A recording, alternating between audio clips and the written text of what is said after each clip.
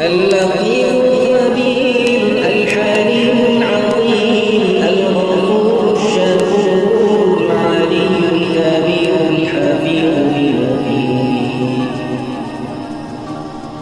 الحسيب الجليل الكريم الرقيب المجيب الواسع الحكيم الودود المجيد الباعث الشهيد